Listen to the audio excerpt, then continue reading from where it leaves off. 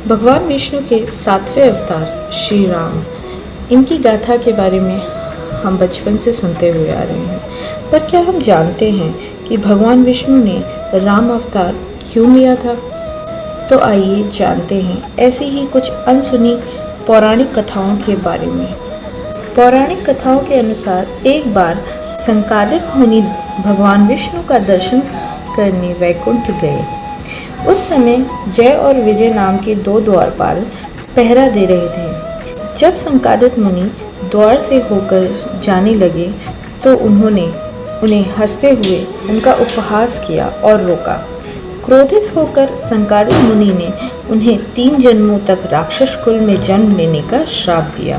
क्षमा मांगने पर संकादित मुनि ने कहा कि हर जन्म में तुम्हारा अंत भगवान विष्णु से ही होगा।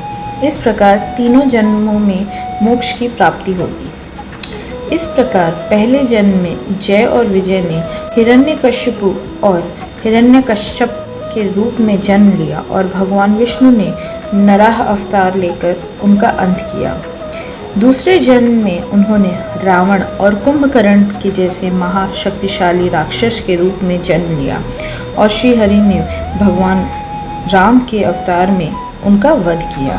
तीसरे रूप में दोनों ने शिशुपाल और दंतव्रत के रूप में जन्म लिया और भगवान ने श्री कृष्ण के रूप में उनका वध किया। वहीं दूसरी कथाओं के अनुसार मनु और शतरूपा को भगवान विष्णु ने वरदान दिया था, जिसके कारण उन्होंने धरती पर राम का अवतार लिया था। पौराणिक कथाओं के अनुसार मनु और उनकी पत्नी शतरूपा से ही मनुष्यों की उत्पत्ति हुई है। इन दोनों पति पत्नियों के आचरण बहुत ही अच्छे थे। वृद्ध होने पर मनु अपने पुत्रों को राजपाट देकर वन में चले गए। वहीं जाकर मनु और शतरूपा ने कई हजार सालों तक भगवान विष्णु को प्रसन्न करने के लिए तपस्या की। कहा जाता है कि 1000 सालों तक मनु और शतरूपा ने सिर्फ जल ग्रहण किया था। मनु और शतरूपा की तपस्या से प्रसन्न होकर भगवान विष्णु ने उनके समक्ष प्रकट होकर उन्हें वरदान दिया।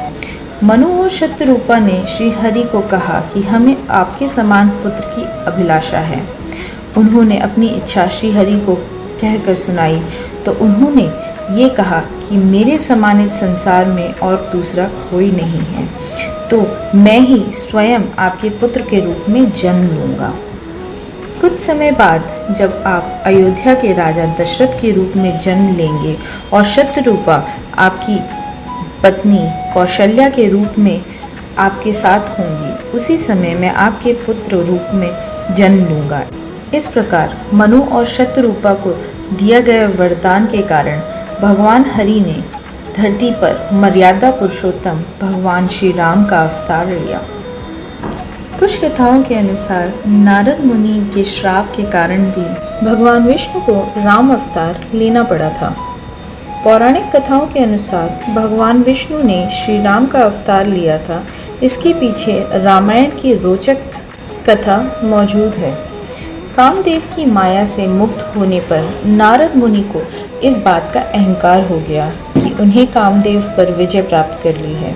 नारद मुनि इस बात का बखान करने के लिए भगवान शिव के पास पहुँचे और उन्हें पूरी बात बताई। भगवान शिव ने तब देखा कि नारद मुनि को अहंकार हो गया है।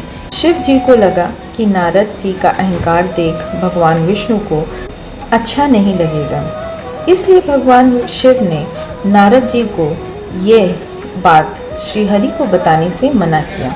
लेकिन नारद जी कहाँ मानने वाले थे। वह तुरंत ही क्षीर सागर में भगवान विष्णु के पास पहुँच गए और उन्होंने कामदेव पर विजय प्राप्त करने की पूरी कथा शिव जी को सुना डाली। भगवान शिव को लगा कि आज तो नारद जी को अहंकार हो गया है। उनके भक्त के अहंकार को भगवान विष्णु सहन नहीं कर पाए, इसलिए विष्णु जी ने नारद जी को अहंकार से मुक्त करने के लिए एक योजना बनाई। जब नारद जी वैकुंठ से लौट रहे थे तो रास्ते में उन्होंने एक सुंदर महल और नगरी देखी, जिसे भगवान विष्णु ने अपनी माया से रचा था। नारद मुनि अपनी धुन में होने के कारण कुछ समझ नहीं पाए और राजमहल में जा पहुँचे। राजमहल में राजा की सुंदर पुत्री को देख वह मोहित हो गए। जब नारद मुनि ने लड़की के हाथों को देखा तो दंग रह गए कि रेखाओं के अनुसार उसका पति विश्व विजेता और तीनों लोकों का स्वामी होगा। नारद जी यह देखने के बाद वैराग्य को भूल गए तथा विवाह की कामना लेकर भगवान विष्णु के पास वैकुंठ पहुँचे। उन्होंने भगवान विष्णु से खुद को रूपवान और सुंदर बनाने की विनती की, जिस पर विष्णु जी ने कहा, हे ऋषि मुनि, हम वही करेंगे जो आपके लिए अच्छा हो। नारद जी भगवान विष्णु की बात को नहीं समझे। वह वैकुंठ से लौटने के बाद सीधा विवाह के स्वयंवर में पहुंच गए, जहां पर लड़की ने नारद मुनि की तरफ देखा भी नहीं और उन्होंने किसी और के गले में वरमाला डाल दी, जिससे नारद मुनि बहुत ही निराश हुए।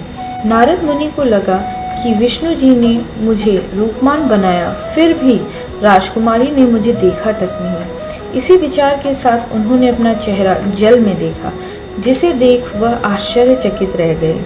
उनका चेहरा बंदर की भांति था, जिसे देखकर नारद मुनि क्रोधित हो उठे और वापस वैकुंठ पहुंचे, जहां उन्होंने देखा कि राजकुमारी भगवान विष्णु के बगल में बैठी हैं, जिस पर क्रोध में आकर नारद जी ने विष्णु जी को बुरा भला कहा और श्राप भी दे डाला कि जिस प्रकार आपने बंदर के समान मेरा मुख बनाकर मेरा उपहास किया है, मैं भी आपको श्राप देता हूँ कि पृथ्वी पर मनुष्य के अवतार पर जन्म लेने पर आपको बंदरों की मदद ही लेनी होगी। साथ ही जिस प्रकार मुझे एक स्त्री से दूर रखा है, ठीक उसी प्रकार आपको भी एक स्त्री का वियोग सहना पड़ेगा। नारद मुनि के इस श्राप के कारण भगवान विष्णु ने धरती पर मर्यादा पुरुषोत्तम भगवान श्री राम के रूप में जन्म लिया, और ये तो हम सब जानते हैं कि उसके बाद श्री हरि को राम अवतार में माता सीता का वियोग सहना पड़ा था और वानरों की सेना बनाकर ही उन्होंने लंका पर विजय प्राप्त की थी और सीता माता को भी छुड़ाया था। धन्यवाद।